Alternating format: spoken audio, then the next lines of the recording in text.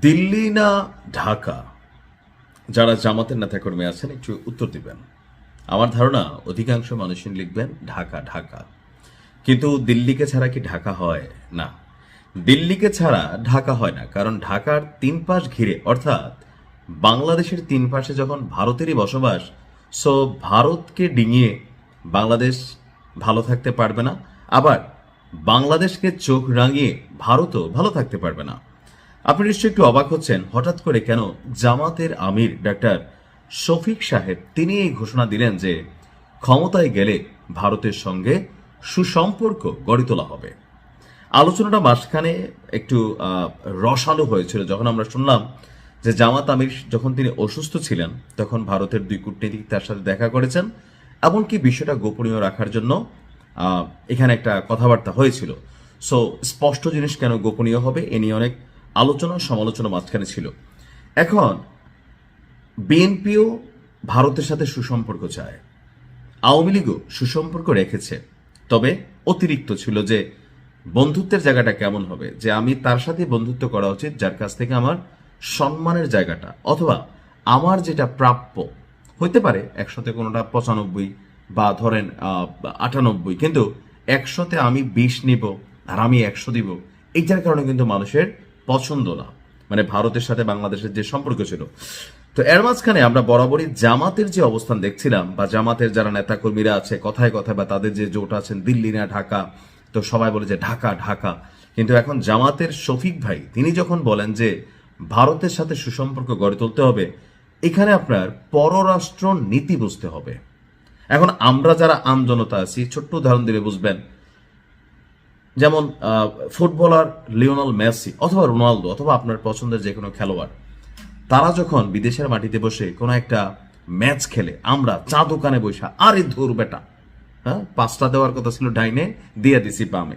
আমাদের মধ্যে মনে হয় যে আমরা মেসির গুরু, এখানে চা দোকানে বৈশা বৈশা চা খাচ্ছে আর খেলা শিখাচ্ছে। ধুর বেটা, খেলাটা কিটা খেললো, খেলতেই পারে না, আছে না আছে। ক্রিকেটারদের নিয়েও আমরা কিন্তু এই ধরনের আলোচনা করি, কিন্তু যিনি মাঠে খেলেন, যিনি চেয়ারে বসেন, তার বিষয়টা আলাদা। আপনাদেরকে একটু সহজ করে দিচ্ছি। আমাদের এখন এই মুহূর্তে যে ধর্ম উপদেষ্টা আছে খালেদ ভাই, হেফাজত ইসলামের সম্ভবত, তিনি কয়েক মাস আগে মদের লাইসেন্স দেওয়া নিয়ে তিনি একটা কথা বলছিলেন যে আপনি যদি 20-12 হজ করে আসেন, আপনি যত বড় ধর্মমন্ত্রী হন, স্বরাষ্ট্রমন্ত্রী হন, যত 5 ওয়াক্ত নামাজি পরহেজগার, কিন্তু আপনি যখন এই চেয়ারে বসবেন আপনাকে মদের লাইসেন্স দিতে হবে। এই মদ বেচা বা বাংলাদেশে মদ যে আসতেছে, এগুলোর থেকে যে টাকা বের হয়, ওই টাকাই আপনার আবার মসজিদের জন্য ফান্ড হিসেবে যায়, কারণ এটা থেকে ট্যাক্স আসে, রাজস্ব আসে।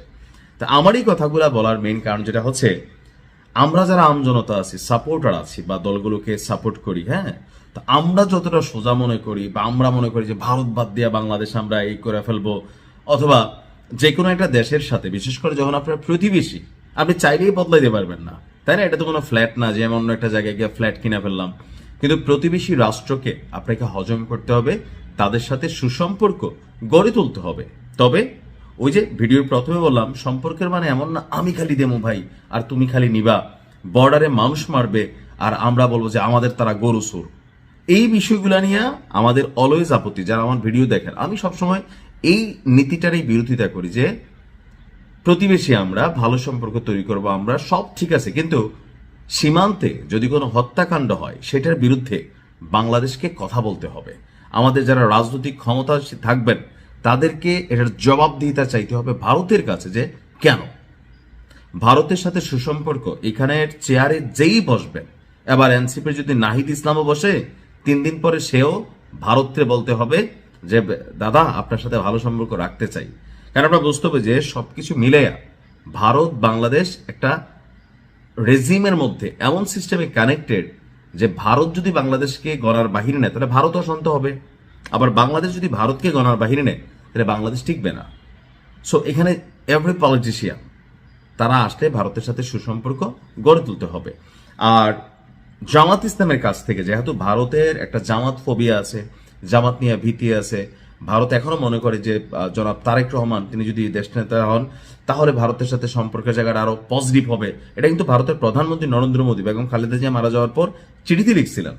তো সেই জায়গায় ভারতের একটা মৌন, গৌণ না হোক মৌন, মানে অল্প পরিমাণ ভালো লাগা কিন্তু থাকতে হবে যে এখানে ক্ষমতায় কে বসতেছে, কজ ইন্টারন্যাশনাল এখানে খেলা চলে। তো সেই জায়গা থেকে জামাত যেটা ভারতকে মেকশিওর করতে চাচ্ছে যে জামাত নিয়ে, যে জামাত ক্ষমতায় আসলে রিস্ক বা প্লাস মাইনাস যে চিন্তা ভাবনা, এগুলা ভুল। জামাত ক্ষমতায় আসলেও কোনো রকম নেগেটিভ কিছু হবে না। ভালো থাকুন, আসসালামু আলাইকুম।